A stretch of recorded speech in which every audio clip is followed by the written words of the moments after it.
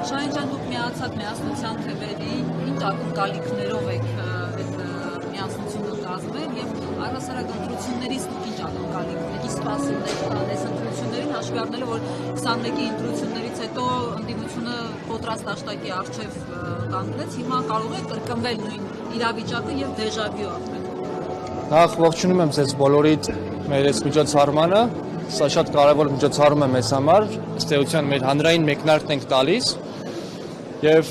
մենք Շահեն դաշինքը եւ միասնության թևերը համագործակցության ուշագիր ստորագրել են դեռևս նախորդ տարվանից, միտված լինելով գնալ ընտրությունների եւ այսօր կարելի ասել նաեւ ազդարելու ենք այդ փուլը։ Եվ այո, մենք նպատակ ունենք իրապես ցնել միասնության թևերը, միասնության գաղափարը եւ փորձենք հենց այդ բեկումը մտցնել, ինչը չի եղել 21 թվականին եւ հույս ունենք, որ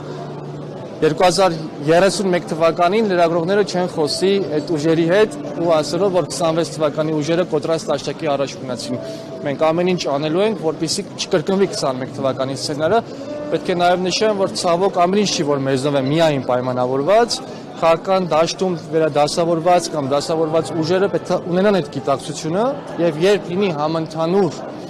գիտակցություն, որ պետք է թույլ չտալ 21 թվականի կրկնողությունը, վստահաբար հաջողություններ լինելու են։ Տեսեք Շահեն, երբ որ ընդդիմությունը խոսում է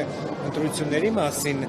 շատ հաճախ իրենք էլ խոստովանում են, որ որևիցե մի ընդդիմադիր ուժին հնարավոր չի միանձնա դառնալ իշխանություն, իշխանությունն էլ ասում է, որ ամեն դեպքում ինքը բացարձակ մեծամասնության է գնում սահմանադրական մեծամասնության եւ ներկայացնում է, որ ընդդիմադիրների միավորումը հետընտրական վատ բան է, ասում են ամեն ձև կանխելու են Գյումրի երկու սցենարը եւ Դուք ինչպես եք վերաբերում այս հանգամանքին, եթե հնարավոր չլինի ձեր քաղաքական միավորմանը բացարձակ մեծամասնության գնալ, պատրաստ եք ձեր ձայներով վարչապետ ապահովել այն ընդդիմադիր ուժին, ով ամենաշատ ձայները կհավաքի։ Մենք գնում ենք հնարավոր ամենաբարձր ցուցանիշներ ունենալու, տոկոսները հավաքելու եւ ժողովուրդը որոշի, որ ուժերը որտեղ պետք է լինեն պարլամենտում, պարլամենտից դուրս, թե կառավարական սենյակներում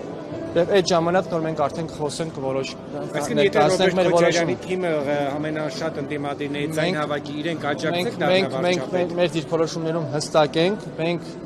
ոչ մի կերպ չենք ուզում ոչ ներկայի պահպանումը եւ ոչ անցյալի վերադարձը։ Մենք արդեն հոգնել ենք այդ փակ շղթայից, մենք պետք է դուրս գանք եւ այո հայ ժողովուրդը ունի այն ներուժը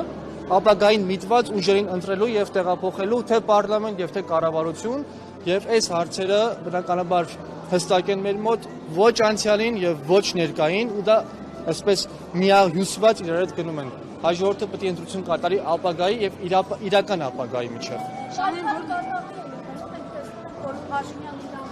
վարչական մտածումներով ուղղափոխություն արդեն իսկ մնացանում ուժ բանել, բայց արդեն իսկ քարոզարշավը սկսել է դեռ ավելի վաղ է սկսել։ Ինչով է տարբերվելու եւ նաեւ հիմնականում հնչում են շատ պոպուլիստական առաջարկություններ այդ մրցակցությանը ինչպես է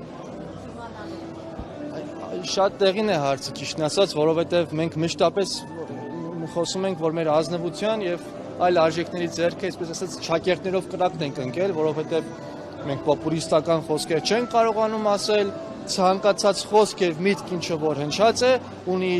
գիտական եւ բարոյական բոլոր արժանորմատիվային հենքերը եւ այո մեզ համար շատ դժվար է լինելու բայց մենք այդ հույսն ունենք որ ի վերջո հայ հասարակությունը կընտրի եւ ոչ թե սուտ խոստումները պոպուլիստական խոստումները կամ խոսքերը այլ կընտրի մարդկանց որոնք ազնիվ են որոնք արդար են եւ խոստումները մեծ հաշվով չեն տալիս Շահեն որն է անվտանգային առումով ձեր առաջարկը քանի որ այս իշխանությունները գիտեք գնում են ընտրության խաղաղություն են կբերել երկրին ազատություն սուվերենություն են կբերել խոսույթով Հիմա դուք որ գաք իշխանության սև լճի, ասում են ջերմուկի հատվածից դուրս եք քշելու արդյոք թշնամու, ինչ եք դուք առհասարակ անելու։ Մենք առաջիկայում կունենանք մեր համագումարը քաղաքական գնահատականներ տալու եւ մեր ծրագրերը ներկայացնելու իմաստով, եկեք այս բոլորի մասին խոսենք հենց այդ համագումարի ժամանակ, դա առաջիկայում մեկ ամսվա ընթացքում մենք պետք է իրականացնենք, բայց մի բան թողել ինձանից փորձեմ պաշտպանել Հայաստանի անկախությունը եւ մնացած բաները, տեսնենք ով որտեղ կհայտնվի։ Իսկ ձեր հայրը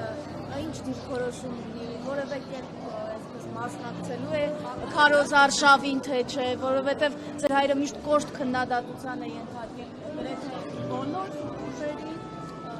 ընդհանրապես մասնակցություն է ունենալու։ Այդ մասնակցության ձևաչափի մասին նույնպես խոսենք առաջիկայում։ Շնորհակալ եմ շատ։ Ձեր խոսքից ճիշտ ենք հասկանում, որ ընդդիմադիր ուժերը պատրաստ չեն իրենց բոլոր տարաձայնությունները մի կողմ դնելու հանրային գաղափարի, որ օրվա իշխանությունները չվերարտադրվեն։ Այդպես միանշանակ չասենք, որ բոլորը պատրաստ չեն, գիտենք ուժեր, որոնք պատրաստ չեն,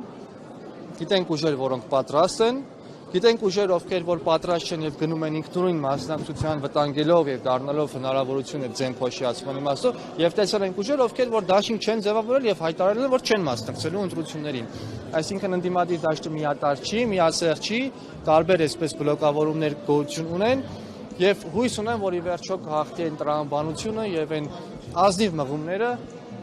եւ քաղաքական ընդդիմադիր դաշտը բնականաբար Արդյոք այդ պատճառով չի, որ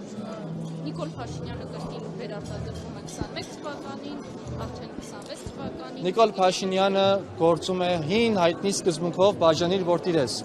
Մասնատում է, բաժանում 1000 մասի եւ փորձում է դրա հիման վրա նորից վերարտադրվել։ Եվ նորմալ եմ համարում Նիկոլ Փաշինյանի այդ հռետորաբանությունը, որ գնում են միանգամից մեծամասնություն ձևավորելու, որովհետեւ բոլոր իշխանություններն էլ միշտ նման հայտարարություններ անում են, տարբերություններ չեմ տեսնում։